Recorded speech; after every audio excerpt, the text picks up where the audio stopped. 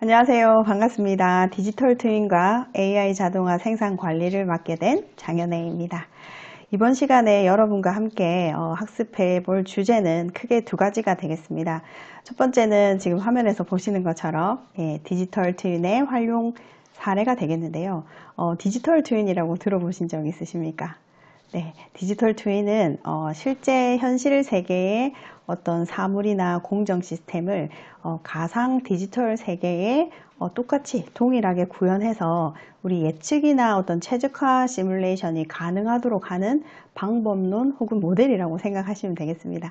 그래서 우리가 이번 시간에는 지멘스에서 하는 디지털 트윈도 되는 시뮬레이션, 플랜트 시뮬레이션을 활용해서 스타벅스와 그 다음에 벤츠 사례를 한번 소개해 드리면서 실제 이 생산 현장이 어떻게 개선될 수 있는지를 소개해 드리고 싶고요. 두 번째는 AI 자동화 도구로 똑똑하게 일하기인데요. 이거는 이제 여러분들이 사무실에서 업무를 보실 때 요즘에 GPT 많이 쓰실 텐데요. GPT를 간단하게 활용해서 여러분만의 혹은 그 부서만의 필요한 자동화 도구를 뚝딱뚝딱 빠른 시간 안에 만들 수 있는 그런 사례를 하나 소개해 드리고 싶어서 준비해 봤습니다. 그래서 두 번째 사례 같은 경우에는 여러분들이 따라 하실 수 있도록 제가 완성된 코드도 다 제공할 예정이니까요. 끝까지 시청해 주시면 감사드리겠습니다. 네, 그럼 본격적으로 주제별로 수업을 시작해 보도록 하겠습니다. 네, 먼저 첫 번째 주제인데요. 첫 번째 주제는 말씀드린 대로 이 지멘스, 지금 학습 목표를 확인해 보시면 되는데요. 이 지멘스 플랜트 시뮬레이션을 이용해서 기본 사례로 제가 여러분 비근하게 매일매일 커피 드실 테니까요. 스타벅스의 인력 배분 사례를 하나 이제 보여드리고, 두 번째는 실제로 이제 이 벤츠에서 리어엑스이라고 하는 뒤자축의 어떤 조립 공정을 개선한 사례가 있는데요. 그 네 가지 모델을 활용해서 어떻게 이제 시뮬레이션을 활용할 수 있는지를 소개해 보도록 하겠습니다. 자, 그러면 본격적으로 이번 주제 수업을 시작해 보도록 할게요. 저는 잠깐 사라지겠습니다. 네, 먼저 지멘스 플랜트 시뮬레이션의 개념에 대해서 짧게 설명을 드려보도록 하겠습니다. 시뮬레이션이란 무엇인가 했을 때 시뮬레이션은 현실 시스템 또는 공정을 가상으로 모방하여서 시간 흐름에 따른 동작을 재현하고 미래 상황을 예측하고 의사결정을 지원하는 기술이다. 이렇게 정의가 되어져 있는데요. 이 시뮬레이션의 주요 특징을 한번 보시면 이 복잡한 공정의 흐름을 시각화해서 이해할 수 있다. 지금 오른쪽에서 보시는 그림을 참고해 보실 수 있겠는데요. 그림에서 보시면 거의 현실 세계와 유사하게 공정이 설계되어 있는 것으로 확인이 되어지는데요. 여기 이제 시뮬레이션 결과도 그래프로 되어져 있고요. 그리고 이제 what if라고 하는 분석, 만약에 이렇게 했을 때 어떻게 되냐 하는 여러 가지의 what if 사항을 이제 시나리오로 분석해서 실험을 해볼 수 있다. 이런 특징이 있습니다. 그리고 실제 운영 전에 디지털 사전 테스트가 가능하기 때문에 모든 사전에 일어날 수 있는 우리가 가능한 리스크 같은 것들을 제거하고 공정을 실제로 이제 배치해 볼 수 있다. 이런 장점이 있겠고요. 그래서 우리가 시뮬레이션을 하는 목적이라고 하는 것은 이런 식으로 이제 정리를 하고 있죠. 제품 및 공정의 성능을 향상하고 개발 시간이나 비용을 단축하고 리스크를 최소화하고 신규 공정을 검증하거나 설비 투자 시의 판단의 근거를 제시해서 활용할 수 있다. 이런 식의 이제 목적이 될 수 있겠습니다. 그리고 산업적 가치로는 시뮬레이션을 이런 식으로 이제 정의하고 있는데요. NIST나 맥킨지나 지멘스에서 시뮬레이션을 이런 식으로 정의하는데 이 중에 하나 한번 살펴보도록 하겠습니다. 맥킨지에서는 이 시뮬레이션은 제품 개발에 앞단에서 결함 식별, 그다음에 테스트 속도를 향상시키는 핵심 도구이다. 이렇게 정의하고 있고요. 나머지 정의들도 한번 여러분 확인해 보시면 좋을 것 같습니다. 이렇게 해서 시뮬레이션의 이제 기본적인 개념은 설명을 드렸고요. 자, 지금부터는 스타벅스의 인력 배분 사례를 통해서 여러분에게 시뮬레이션의 실제 그 활용 가치에 대해서 설명을 드려볼 텐데요. 먼저 스타벅스의 서비스 시스템을 설명드려보면 우리 스타벅스에 가시면 주문을 하는 방식이 크게 두 가지가 있습니다. 첫 번째는 매장 주문이 있고요. 두 번째는 앱 주문이 있습니다. 매장 주문은 대면으로 하는 것이고 앱은 사이렌 오더가 되겠는데요. 요거는 매장에서도 사이렌 오더가 가능합니다. 저도 이제 매장에서 2층에 있을 때 1층에 주문하러 가기가 싫어서 귀찮아서 사이렌 오더를 사용할 때도 있습니다. 그러면 크게 이제 두 가지 주문이 제조 대기로 들어오겠죠. 그러면 이제 온라인 상에서 제조 대기들이 이렇게 발생하게 됩니다. 그럼 이 제조 대기는 버퍼라고 하는 개념으로 처리를 할 예정이고요. 그러면 이 버퍼의 상황에 따라서 음료 제조가 이제 계속해서 이제 먼저 들어온 주문 순서대로 이제 처리가 될 겁니다. 그랬을 때 기본적으로 우리가 스벅을 갔을 때 보통 바리스타가 2명 정도 있습니다. 네, 여기서는 우리 시뮬레이션은 3가지 모델을 소개할 텐데요. 3가지 모델에서 이제 바리스타를 2명씩 하고 혹은 3명씩 배치해서 이제 시뮬레이션을 설계해 봤습니다. 그리고 나면 음료가 제조가 끝나고 나면 아시다시피 스벅은 가져다 주지 않습니다. 우리가 픽업하러 가는데요. 음료를 픽업하러 갔을 때 다른 음료들도 이렇게 대기하고 있는 걸 보실 수가 있겠는데 이거를 픽업 대기라고 해서 음료들이 이런 식으로 이제 대기하고 있는 것을 우리가 버퍼로 처리하려고 합니다. 이 공간에서 이제 음료가 대기하고 있으니까요. 그리고 마지막으로 이제 음료가 전달되는 것까지 해서 전체 공정을 우리가 이렇게 정의하고 시뮬레이션을 진행하려고 합니다. 자, 그러면 지금부터 스타벅스 파트별 인력 충원 시뮬레이션을 먼저 시연해 보고 상세한 내용들을 뒷부분에서 설명드리도록 하겠습니다. 네, 지금 보시는 화면이 이제 그 스타벅스의 공정을 이제 모델링 해 놓은 것이고요. 제가 이제 각각 공정을 어떻게 모델링 했는지는 시간 관계상 제가 설명을 못 드리겠지만, 네, 이 공정이 각각 3가지가 어떻게 다른지는 이제 설명을 드려보도록 하겠습니다. 먼저 앞서 보셨던 제가 이제 기본 스타벅스의 이제 주문이나 이제 사이렌 오더는 설명을 드렸으니까요. 여기 보시면 기본 공정에서 손님이 주문하게 되면 이제 매장에서 주문 받는 거, 그 다음에 여기서 주문을 받게 되는 것이고요. 그 다음에 손님이 사이렌 오더를 주문을 하게 되면 여기 음료 대기 큐에서 버퍼에서 이제 주문을 쭉 받아 놓는 거죠.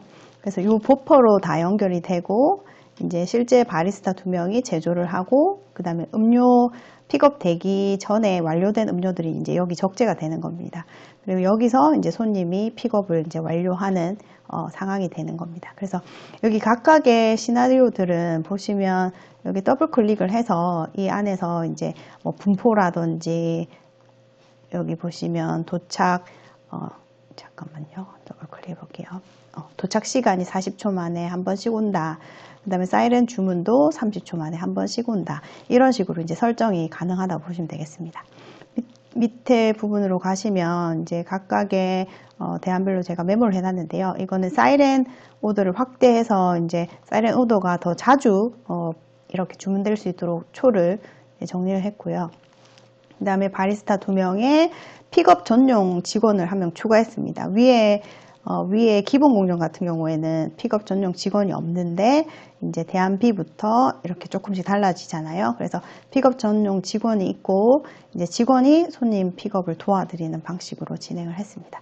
마지막에 대안 C 같은 경우에는 바리스타를 3명 하는 것으로 이제 달리 그 설계를 했다고 보시면 되겠습니다. 그래서 시뮬레이션 실행은 어떻게 진행이 되냐면 여기 컨트롤러라고 하는 것이 있고요. 이 컨트롤러로 작동을 할 수 있는데 이 컨트롤러를 제가 다시 초기화를 해서 진행을 해보면 이제 이렇게 현황표 고객 음료 픽업 개수를 이렇게 현황 디스플레이로 볼 수가 있습니다. 그래서 지금 보시면 기본 공정이 22개 해서 대안 B 공정과 거의 비슷하게 진행이 되고 C 공정이 가장 이제 고객 음료 픽업이 빠른 속도로 진행이 된다는 것 정도를 확인해 보실 수가 있겠습니다. 이렇게 이제 시뮬레이션을 설계한다고 생각하시면 되겠습니다. 네, 이제 스타벅스 서비스 시스템의 시뮬레이션 개요를 이제 보실 텐데요. 방금 전에 보셨던 그 시뮬레이션의 실제 상황을 참고해서 이 내용들을 이해하실 수 있을 거라고 생각합니다. 먼저 이 비교 설정에 우리 3가지 모델을 앞서 보셨는데요. 3가지 모델의 비교 설정을 한 목적에 대해서 잠깐 말씀드리면, 기본 공정으로 보셨던 것은 실제 스타벅스 매장의 일반 운영 방식을 단순화한 모델링이라고 보시면 되겠고요. 대안 B 같은 경우에는 사이렌 오더를 확대한 내용입니다. 그래서 사이렌 오더가 더 자주 발생할 수 있도록 비중을 증가한 것이죠. 그래서 이제 스벅에서 사이렌 오더를 더 이제 마케팅적으로 많이 활용할 수 있도록 고객들이 이제 그렇게 할 수도 있는 거잖아요. 그래서 사이렌 오더를 비중 증가했을 때랑, 마지막 이제 대안 C 같은 경우에는 피크 타임의 인력을 이제 증원하는 거죠. 그래서 바리스타를 한 명 더, 3명으로 증원한 거였습니다. 참고로 이제 제가 요거 설명 못 드렸는데, 대안 B 같은 경우에는 픽업 선반 관리에 이제 러너를 한 명 투입했습니다. 그러니까 사이렌 오더를 증가시키고 픽업 선반에 이제 한 명을 인력을 더 충원하는 방식으로 이제 달리 설계를 했었죠. 그래서 3가지 모델을 이제 했었고요. 그러면 우리가 이 비교 와리프죠. 예. 비교 실험의 핵심 질문은 뭐냐? 이 고객이 몰렸을 때 병목이 가장 심한 지점을 얘기하는 겁니다. 여러분, 이 병목이 이렇게 이제 병목이니까 여기, 그죠? 여기 이제 그 정체가 발생하는 구간에 대해서 우리가 인식할 수 있는지. 두 번째는 사이렌 오더를 디지털화를 진행했을 때 바리스타 증원이나 대기시간 이 직원을 했을 때 대기시간 단축에 효과가 있는지. 그 다음에 동일한 처리량을 유지하면서도 인력의 운영비를 좀 최소화할 수 있는 모델은 무엇인지, 뭐 이런 것들을 고민해 볼 수 있도록 이제 나름 설계를 했다, 이렇게 생각해 보시면 되겠고요. 그래서 학습 목표라고 본다면 이런 것들을 우리가 좀 이해할 수 있지 않을까 하고 정리해 보았습니다. 공정의 흐름을 이해하고 자원관리나 병목 현상, 그 다음에 데이터 기반 의사결정, 디지털 전환의 관점에서의 이해, 이런 것들을 목표로 하고 있으니까 여러분들도 잘 참고하셔서 이번 시간을 학습해 주시면 감사드리겠습니다. 네, 이 스벅을 설계하면서 앞서 제가 설명드렸던 단어 중에서 버퍼, 뭐 이런 내용들을 설명을 드렸었는데요. 이 버퍼의 개념을 아시고 계실 수 있겠지만, 이 버퍼와 큐의 개념을 한 번 더 정리하고 넘어가도록 하겠습니다. 이 버퍼, 큐, 이 캐파, 여러분들이 현장에서 많이 쓰시는 캐파, 이 캐파에 대한 설정을 각각의 시뮬레이션, 아까 보셨던 그 모델이 달리 되어져 있는데요. 이 버퍼 같은 경우에는 이런 개념이죠.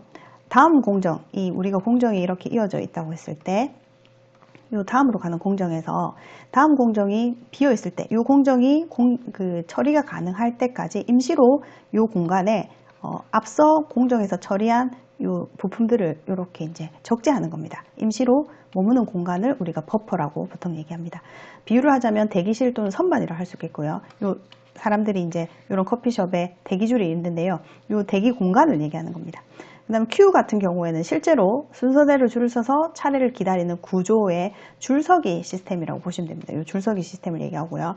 그 다음에 캐파, 용량은 실제로 이 버퍼, 이 버퍼의 이 줄서기 용량도 이제 별도로 이렇게 여기서는 이 커피숍 같은 경우는 이런 식으로 이제 가이드를 쳐서 나름의 용량을 설정해 놓은 거죠. 그러니까 이 상황에서 봤을 때는 대기석의 개수나 선반의 칸수 뭐 이런 것들이 될 수 있겠습니다. 이런 것들을 우리가 버퍼 큐 용량이라고 설명을 하고 있습니다. 자, 그러면 우리 이 스벅 서비스 시스템에서 버퍼와 큐를 이제 설정을 했는데, 여기 보시면 버퍼가 2가지 종류를 이제 우리 설정했었습니다. 첫 번째는 메이크 버퍼가 있고요. 그 다음 픽업 버퍼가 있는데, 메이크 버퍼는 제조 전에 주문이 쌓이는, 그러니까 사이렌 오더와 그리고 대면 주문했을 때 그 2가지의 주문이 쌓이는 대기열을 얘기하는 겁니다. 그러니까 바리스타가 계속 제조를 하고 있는 상태에 앞에 들어온 주문의 어떤 대기 공간이라고 생각하시면 되겠습니다. 그 다음에 픽업 버퍼 같은 경우에는 제조가 끝난 음료가 고객에게 전달되기 전에 픽업 선반에 있는 공간을 얘기하는 겁니다. 그래서 이 2가지 버퍼를 이제 설계했었고요. 현실 속 예시는 한번 참고해 보시면 좋을 것 같습니다.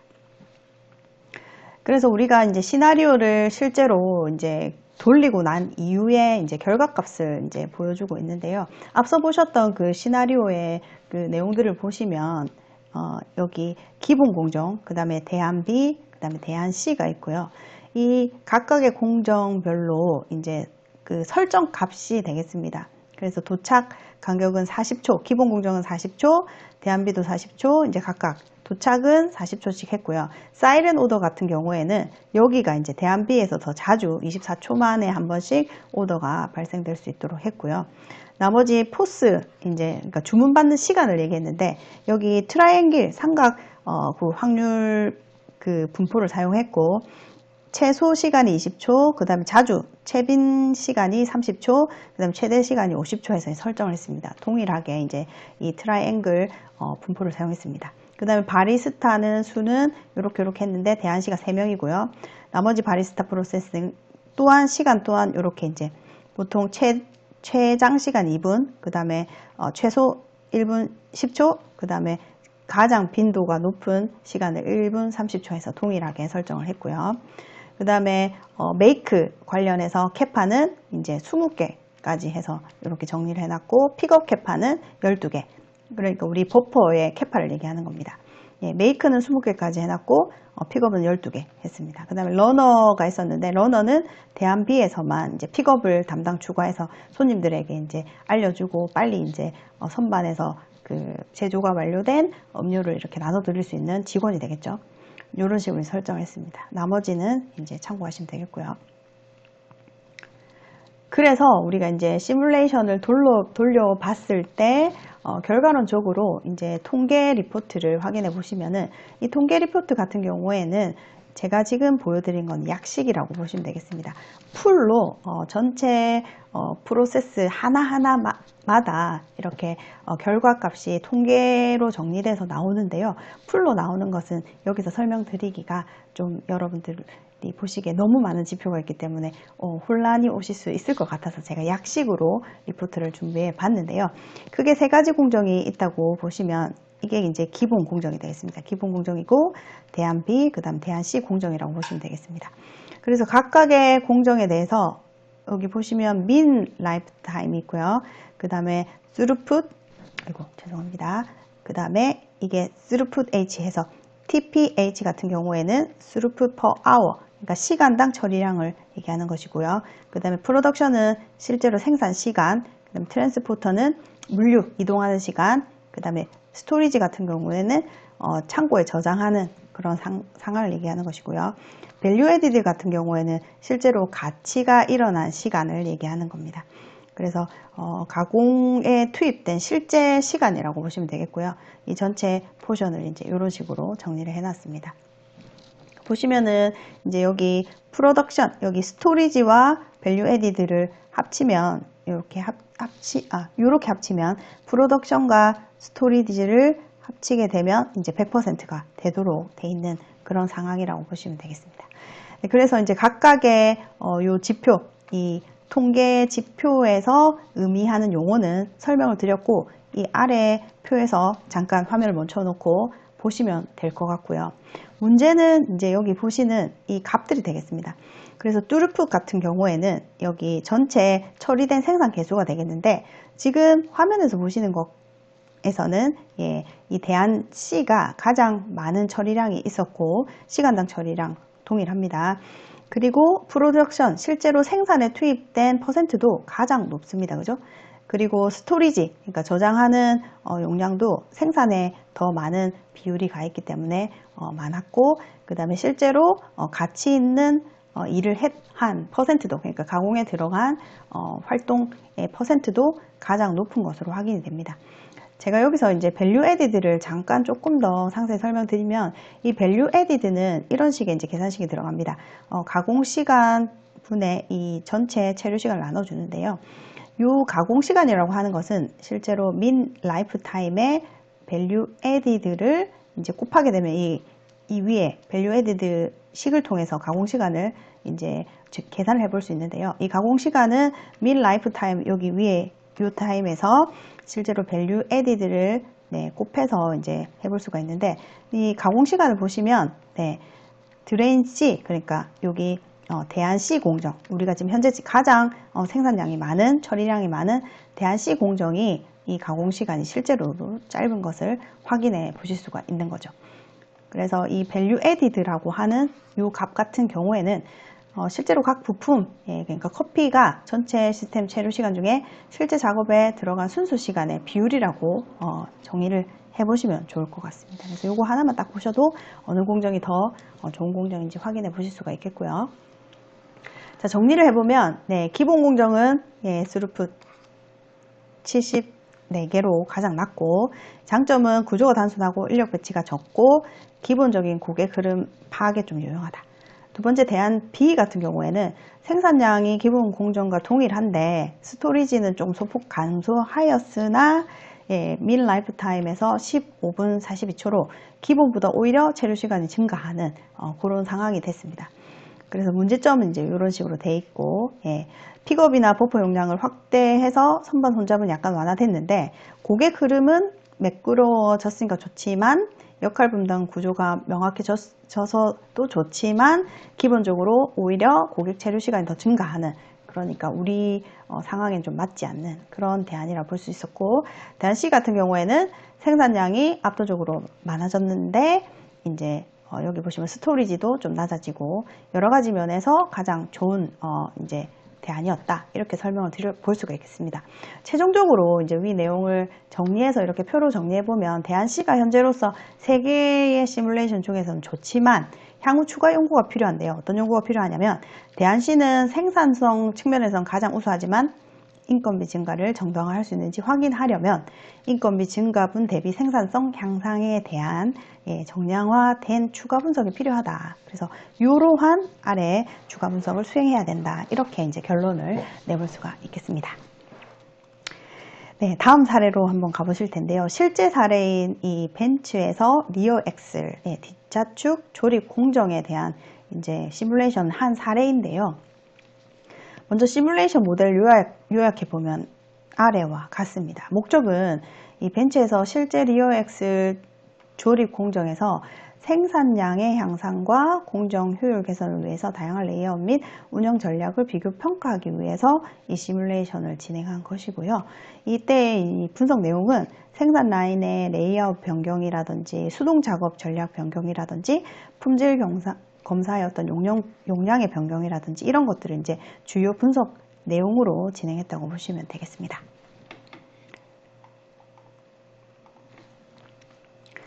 자, 이제 이 실제 시뮬레이션을 이제 보시기 전에 이 각각의 시나리오에 대해서 이제 잠깐 설명드리고 시뮬레이션을 한번 같이 보시면 좋을 것 같은데요. 이 리어 엑셀 같은 경우에는 4개 시나리오가 우리가 설계를 했고요. 실제로 이제 플랜트 시뮬레이션 안에 예시 시뮬레이션으로 들어있는 실제 시뮬레이션, 이게 실제 사례 시뮬레이션이라고 보시면 되겠습니다.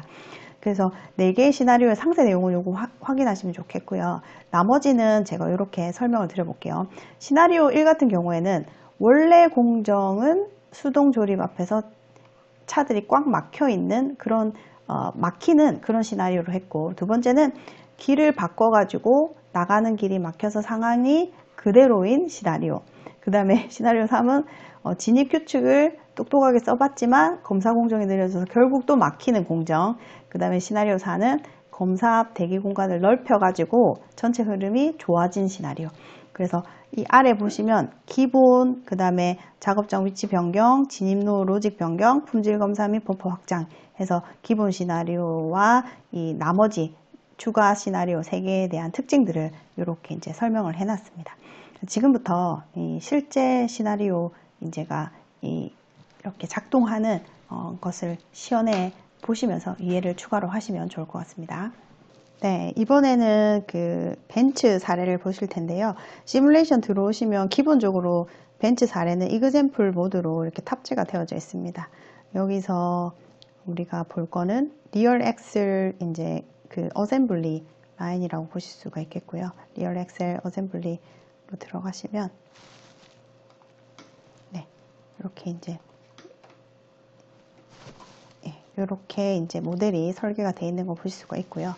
여기서 이제 바로 앞서 이제 스타벅스 사례에서도 보셨지만 지금 여기서 보시면 이 컨트롤러가 여기 이제 표시가 되어져 있습니다. 컨트롤러가 이제 시뮬레이션 작동하는 개체가 되겠는데, 여기 이제 시뮬레이션을 제가 좀 빠른 속도로 개체를 하면 여기 이제 스루풋 플로 차트가 이렇게 이제 게시가 되고요. 이 각각 4개의 모델이 이렇게 아래 보시면 그 중요 그 지표들이 이렇게 디스플레이가 설정이 되어 있는 거 보실 수가 있겠습니다. 그래서 모델 1, 모델 2, 모델 3, 모델 4 별로 각각의 이제 산출 양들이 이렇게 이제 진행이 되고 있는데요. 이 상세한 모델의 시뮬레이션은 더블 클릭해서 들어가 보시면 이 안에서 이제 모델이 이렇게 시뮬레이션 진행되고 있는 걸 확인해 보실 수가 있겠습니다. 여기 보시면 모델 4로 한번 가보도록 하겠습니다. 모델 4도 이렇게 이제 각각의 시뮬레이션 진행이 되고, 이제 여기 아웃풋 차트 같은 거를 이제 보면 이 안에서 이제 차트에 이런 그 설정 값들을 설정할 수가 있고, 여기서 각 차트를 이렇게 하나씩 개체들을 클릭해 보면 이 안에서 어떤 값들이 이렇게 정규 분포로 여기서는 이제 설정을 해놨는데 각각의 설정 값들도 확인을 해볼 수가 있는 거죠. 그래서 바깥쪽으로 지금 이제 시뮬레이션을 딱 2일로 빠르게 이제 설정을 해 놓으니까 이 시뮬레이션 이제 완료가 된 걸 확인해 볼 수가 있는데요. 다시 이제 설정을 해서 이렇게 해보면 속도를 빨리 해놔서 이제 시뮬레이션이 빨리 완료가 됐는데 이런 식으로 공정이 진행이 된다고 보시면 되겠습니다. 가장 앞쪽으로 가서 보시면 이제 속도를 제가 조금 느리게 해서 산출량들이 이렇게 달라지면서 시간이 지날수록 산출량의 값들이 좀 더 빨리 해보겠습니다. 이렇게 되고, 여기 들어가 보시면 PDF 파일들이 이렇게 있어서 PDF 파일로도 이 모델 설명서를 이제 볼 수가 있는 거죠. 그리고 참고로 지금 이제 보시는 이 플랜트 시뮬레이션은 플랜트 시뮬레이션 스튜던트용이 있어서 여러분들이 개인정보만 조금 제공하시면 설치하셔가지고 사용도 가능하십니다. 스튜던트 버전으로는요. 물론 이제 개체를 만드는데 그 한계가 있죠. 아까 보셨던 이런 개체들 50개까지만 만들 수 있는 그런 한계점은 있지만 여러분 실험적으로 이렇게 실습은 한번 해보실 수 있으니까 궁금하신 분들은 한번 까셔서 해보시는데 유튜브 같은데 설명이 되어 있는 경우가 있습니다. 유튜브 자료 활용하셔서 한번 활용해 보시면 실습을 해보시면 좋을 것 같습니다. 네, 다시 수업으로 돌아가도록 할게요. 네, 시뮬레이션의 이제 결과값을 한번 정리해 보면은요, 다음과 같은데요. 제가 시뮬레이션을 임의로 이렇게 좀 빨리 돌려가지고 2일 12시간 7분 8초 해서 이렇게 시뮬레이션 시간을 설정해서 최종 결과값을 정리해 봤습니다. 그래서 모델 4개가 있었잖아요. 모델 4개 중에서 총 생산량이 이렇게 있고요. 그 다음에 시간당 생산량이 이렇게 있습니다. 그 다음에 특징은 이런 식으로 이제 정리가 되어져 있는데요. 지금 보시면 모델 4 같은 경우가 총 생산량, 시간당 생산량, 그리고 특징적인 면에서도 가장 이제 우수한 그 모델로 이제 정리가 되어집니다. 추가적으로 이제 4개 모델을 핵심적인 변화점과 함께 설명을 드려보면은요. 모델 1 같은 경우에는 수동 조립 전에 회전 테이블 앞에 병목 현상이 좀 있었고 AES1, AES2 설비 활용률이 낮았다. 지금 이제 제가 모든 통계 자료를 다 설명해 드리지 못했지만 이런 식의 이제 분석이 가능하다는 걸 보여드리고 싶어서 이렇게 정리를 해봤습니다. 모델 2 같은 경우에는 생산량의 향상이 없고 작업 환경이 오히려 악화되는 그래서 인체공학적 문제 또한 있었다. 이런 식의 이제 분석이 가능하다. 그 다음에 모델 3 같은 경우에는 생산량, 설비 활용률은 크게 계산이 안 되고 병목은 여전히 품질 검사 앞에 존재한다. 해서 실제 통계 자료를 보고 이런 그 해석이 가능했고요. 모델 4 같은 경우에는 자동 조립 설비의 작업 정체가 감소되고 전체 생산량도 증가해서 이제 모델 4가 가장 우수한 모델이라고 말씀드려볼 수가 있겠는데요. 최종적으로 이 모델 4는 품질 검사 앞에 버퍼가 확대된 것이 가장 높은 생산력의 어떤 효율을 보여줬다. 이제 이렇게 정리해 볼 수 있겠고, 이유는 이 병목 품질 검사 구간의 대기 공간을 늘려가지고 앞단 자동 조립 설비가 멈추지 않도록 이 지속적인 작업이 가능하도록 시뮬레이션을 했기 때문에 이제 모델 4가 가장 좋은 결과가 나왔다. 그러니까 이런 결과를 통해서 이제 여기 보시는 이유 부분을 실제 조치하면은 이제 실제 공정의 생산량도 더 늘어날 거라고 이제 우리가 추정해 볼 수 있겠죠. 이제 여기까지 해서 오늘 이 첫 번째 주제인 디지털 트윈의 활용 사례는 다 보셨다고 보시면 되겠습니다. 네, 두 번째 사례를 보시기 전에 제가 잠깐 설명을 드리면 두 번째 이제 주제는 앞서 말씀드렸듯이 AI로 똑똑하게 일하자 이거였는데요. 이번 주제는 이 AI로 일하는 생산 관리자라고 하는 주제로 제가 어떤 사례를 하나 만들어 봤는데요. 여러분들이 이제 현장에서 실제로 일을 하시다 보면은 나만의 어떤 도구, 그러니까 자동화된 도구가 필요하실 수 있는데 오늘의 설정은 이겁니다. 내가 현장에서 이 작업, 그러니까 생산 그 사이트에 있는 설비를 하나 수리한다고 했을 때 이 설비를 수리한 데이터가 쌓이게 되면은 나중에 설비를 개선하거나 할 때 굉장히 좋은 자료가 된다고 여러분 다 아시고 계실 겁니다. 근데 이제 우리 현장에서 설비를 수리하고 바로바로 이제 설비의 수리 내역들을 실제로 그 작성하는 현장은 그렇게 많지 않다고 제가 알고 있습니다. 그래서 이번 설정에서는 실제 현장에서 수리를 하고 바로 그 자리에서 핸드폰으로 앱에 바로 접속해서 이렇게 설비 수리 내역을 작성하면 그 내역이 어디 구글 시트에 바로 저장이 되는 그런 자동화 툴을 그냥 GPT AI를 통해서 그냥 뚝딱뚝딱 금방 만드는 것을 한번 보여드리고 싶어서 실제로 저도 금방 만들었고요. 그걸 이제 여러분들이 실제로 이게 이렇게 활용될 수 있고 이런 식으로 코드를 GPT가 짜주니까 나도 뭔가 만들어 봐야겠다. 이런 계기가 될 수 있으면 좋겠다 싶어서 제가 이 사례를 소개시켜 드리는 거니까 여러분 제가 이 실제 그 실습 자료는 별도 첨부를 했으니까 그 첨부 자료를 가지고 꼭 한번 실험을 해보시면 좋을 것 같습니다. 자, 그럼 본격적으로 이 실습 시간 시작해 보도록 하겠습니다. 네, 먼저 제가 시연을 먼저 보여드릴 텐데요. 먼저 이 화면은 지금 챗GPT 창을 여러분 열어놓으시고 이 화면을 이제 그 캡처해서 넣으셔도 되고 요거를 이렇게 긁으셔서 텍스트를 긁어서 챗GPT 프롬프트 창에 넣으셔도 되는데 먼저 제가 오늘 어떤 모델을 보여드릴지 시연을 먼저 보여드리고 시작하도록 하겠습니다.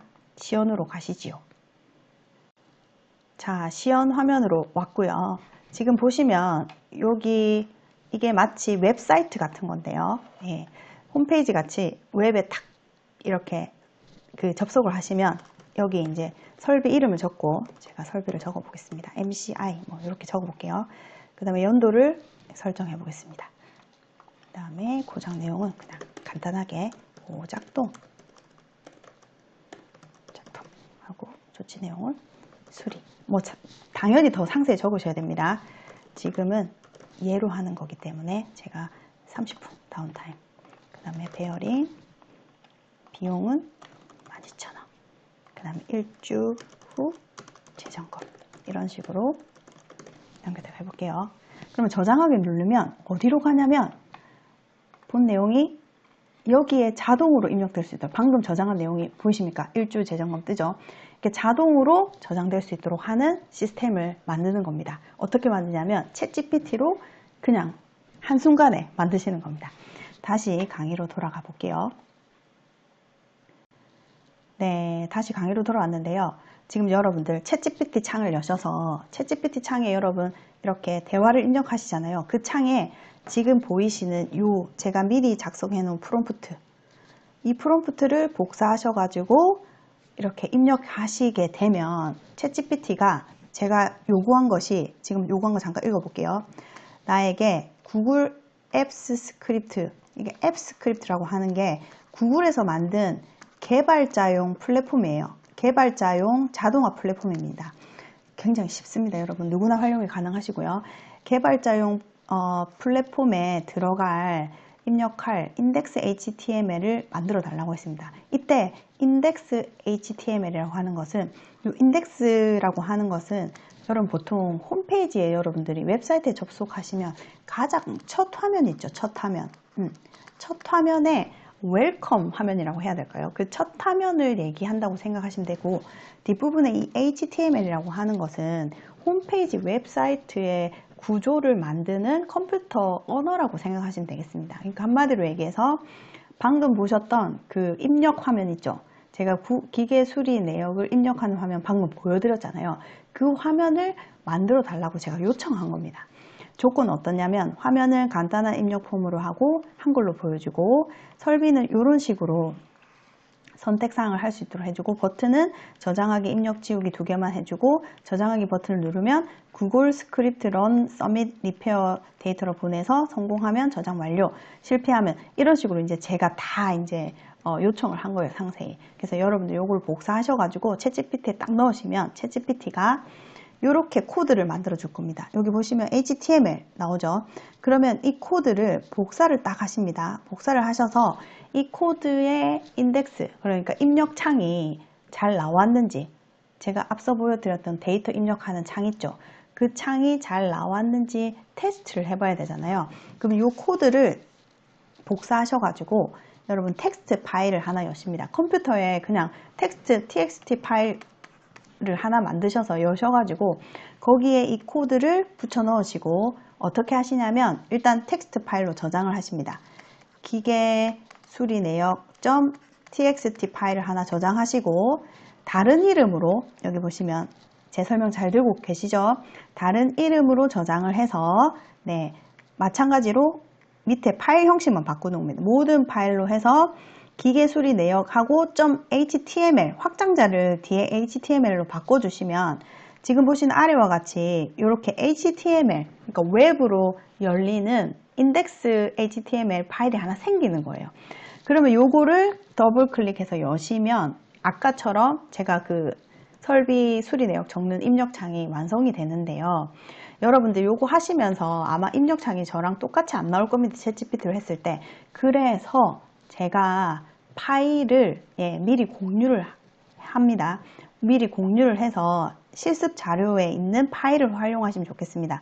제가 실습 파일에 기계 수리 내역 입력 시스템 해서 txt 파일을 올려 드릴 겁니다. 그러면 이 txt 파일을 텍스트 파일 아까 내 컴퓨터에서 오른쪽 마우스 누르면 그 새로 만들기에서 텍스트 파일 하나 만들어서 이 기계 수리 내역 입력 txt 파일을 여기 붙여놓고 다른 이름으로 저장해서 확장자를 html로 바꿔가지고 더블 클릭해서 여시면 이런 화면이 열릴 겁니다. 그러니까 여러분들은 제가 제공해 드린 엑셀, 그러니까 텍스트 파일을 활용해서 HTML, 인덱스 HTML을 만드시면 됩니다. 이렇게 만드시고 나면 문제는 얘가 실제로 구글 시트에 저장이 되도록 해야 되잖아요. 그래서 지금 여러분 뭘 하시냐면 구글 시트를 하나 제작하시는 겁니다. 구글에 로그인을 하셔서 구글 시트를 새로 하나 만드셔서 거기에 기계 수리 내역이라고 하는 이제 파일 이름을 설정하시는 겁니다. 그리고 나면 우리에게 뭐가 필요하냐면 이 구글 시트 아이디로 그 입력 값이 저장될 수 있도록 이 저장 주소가 필요합니다. 그래서 일단은 저장 주소가 뭐냐면 구글 시트 아이디라고 하는 게 여기입니다. 여기 구글 시트 아이디라고 하는 것이 실제로 모든 상황에 다 적용되는 건데 여기 주소가 있죠. 주소창에 주소가 있는데 d/ 다음부터 /ed까지 여기까지 이런 숫자 보이십니까? 이게 여러분들 구글 시트 방금 만드신 구글 시트 아이디라고 보시면 되고 그 다음에 구글 시트의 이름은 여기 여러분들 만든 구글 기계 수리 내역 아랫단에 보시면 시트 이름이 이렇게 시트 1이라고 되어 있는 분도 있으실 거고 영어로 시트 1이라고 되어 있는 분들도 있을 겁니다. 어쨌든 이 여러분들이 화면에 보시는 그 시트의 요 이름이 이 시트 이름이라고 구글 시트 이름이라고 생각하시면 되겠습니다. 요 두 가지가 필요합니다. 요 두 가지의 상황을 확인하시고 어디로 오시냐면 이제 챗GPT로 다시 오셔가지고 제가 올려드린 여기 요거를 복사를 샥 하셔가지고 제 이 파일도 올려드릴 거니까요. 복사를 하셔가지고 챗GPT에 넣으시면 이렇게 또 코드를 아까처럼 이 코드 GS라고 하는 코드를 또 만들어 줄 겁니다. 근데 여러분들이 이렇게 만들어서 넣으면 에러가 나실 수가 있으니까 제가 완성된 기계 수리 내역 시스템 해서 코드 GS를 텍스트 파일로 또 드릴 거예요. 그러면 요거를 활용하시면 되는데 기본적으로 아마 여러분들 챗GPT에 이렇게 이제 프롬프트를 넣고 코드 GS 코드를 만들어 달라 하는 겁니다. 지금 여기서 앱 스크립트에 작동하는 코드 GS 코드를 만들어 달라고 하면 만들어 주는데 이게 작동이 잘 안 될 때가 있어요. 에러가 날 수도 있습니다. 그러면 에러가 난 그 코드를 챗GPT에 다시 캡처해서 넣어서 알려달라고 하면 챗GPT가 수정된 코드를 또 줄 겁니다. 그래서 될 때까지 한번 해보시면 좋겠는데 일단은 완성된 코드를 제가 올려드리는 거니까 한 두세 번만 수정하시면 거의 잘 됩니다. 완성된 코드를 드리는 거니까 해보시면 좋겠고요. 지금부터 어디로 가냐면 이제 두 개 코드가 완성됐잖아요. 앞으로 잠깐 가볼게요. 우리가 지금 확보된 코드가 제가 올려드린 게 인덱스 HTML 코드랑 그 다음에 코드 GS라고 하는 코드를 제가 텍스트 파일로 붙여 넣으실 수 있도록 텍스트 파일로 다 드린 거잖아요. 그 상태에서 우리는 앱스 스크립트라고 하는 곳으로 갈 텐데 이 앱스 스크립트는 구글에서 만든 것인데요. 뭐냐면 스프레드시트, 문서, 지메일, 폼 이런 것들을 활용해서 자동화하는 개발자 도구예요. 자동화를 구현할 수 있도록 하는 개발자 도구라고 보시면 되겠습니다. 참고 자료는 여기 아래 보시면 되겠고요. 그래서 지금부터 여러분 어디로 오시냐면 앱스 스크립트로 와 보시면 됩니다. 앱스 스크립트로 오시면 앱스 스크립트를 구글에서 치시면 이렇게 앱스 스크립트 구글 for developer 있죠. 그러면 여기를 클릭해서 들어오시면 첫 화면에 이런 화면이 뜰 겁니다. 그죠? 뜨면 여러분들이 스크립팅 시작으로 해서 딱 들어오십시오. 들어오셔서 이 새 프로젝트라고 하는 걸 클릭하시면 여기 이제 이렇게 제목 없는 프로젝트가 하나 뜨고 바로 여기 코드 GS라고 하는 게 그냥 디폴트 값으로 생성이 됩니다. 그죠? 생성이 되면 이 디폴트 값 안에 있는 여기 펑션, my function 이거를 다 삭제를 하시고 이 내용을 삭제를 하시고 제가 노션이 아니고요. 제가 여기에 그 별도로 드리려고 합니다. 원래 노션으로 드리려고 했는데 접속이 잘 안 돼서 별도로 업로드한 기계 수리 내역 입력 시스템 코드 GS txt를 복사하셔가지고 여기 붙여 넣으시면 됩니다. 제가 올려드렸던 코드 GS, 이 코드 GS txt 파일에 코드를 싹 복사하셔가지고 여기 붙여 넣으시면 되는데 실제로 여러분들이 GPT한테 요청하신 것들을 한번 넣어서 나중에 테스트를 이후에 일단 성공해 보시고 제가 올려드린 텍스트 파일로 성공을 해 보시고 여러분들이 GPT에서 만든 걸로 테스트 해 보시면 좋을 것 같습니다. 처음부터 자꾸 에러 나고 하면 여러분들 속상하시니까 그죠?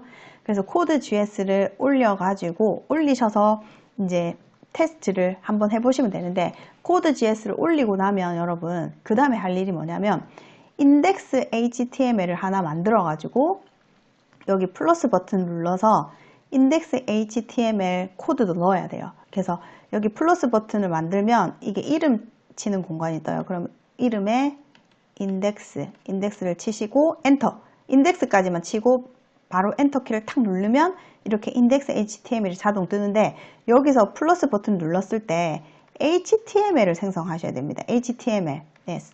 여기 스크립트도 있고 뭐 있는데 HTML을 이제 선택하셔서 인덱스를 제목을 설정하시고 엔터를 누르면 여기 인덱스가 새로 뜹니다. 그러면 인덱스 안에 있는 뭔가 인덱스 기본 창에 뭔가 작성이 되어 있다면 그거 싹 다 지우시고 제가 올려드린 인덱스 HTML 파일을 붙여 넣으시면 됩니다. 여기 붙여 넣으시잖아요.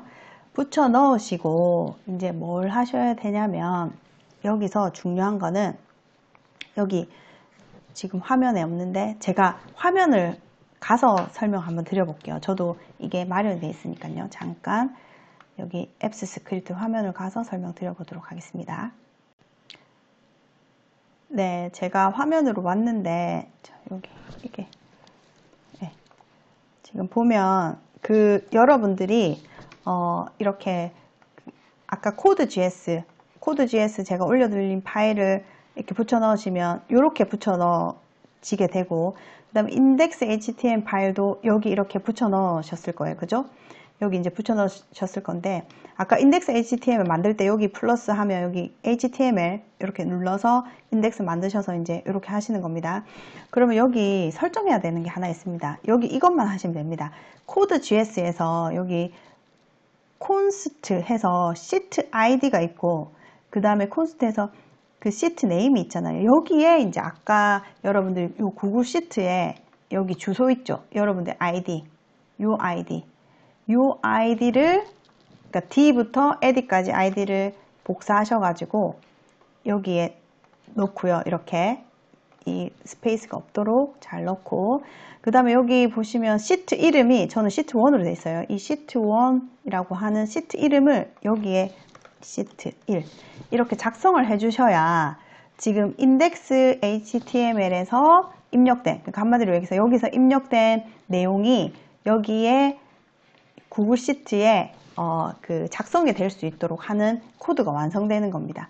한마디로 얘기해서 인덱스 HTML은 그 텍스트가, 그러니까 정보가 저장되는 창구, 그러니까 대문이라고 보시면 이 대문에서 코드 GS로 연결돼서 코드 GS에서 얘기하는 거죠. 코드 GS 코드잖아요. 여기가요. 구글 시트에 나의 구글 시트에 이런 제목으로 해서 방금 입력이 된 정보를 저장해 라고 하는 명령이 여기 들어가 있다고 보시면 되겠습니다. 그러니까 여기가 심부름 센터입니다. 여기가 코드 GS가 심부름 센터고 인덱스 HTML이 저장, 그러니까 데이터를 저장하는 대문이다. 그러니까 창구다. 이렇게 생각해 보시면 되겠습니다. 다시 화면으로 돌아가기 전에 여러분 한 번만 더 볼게요.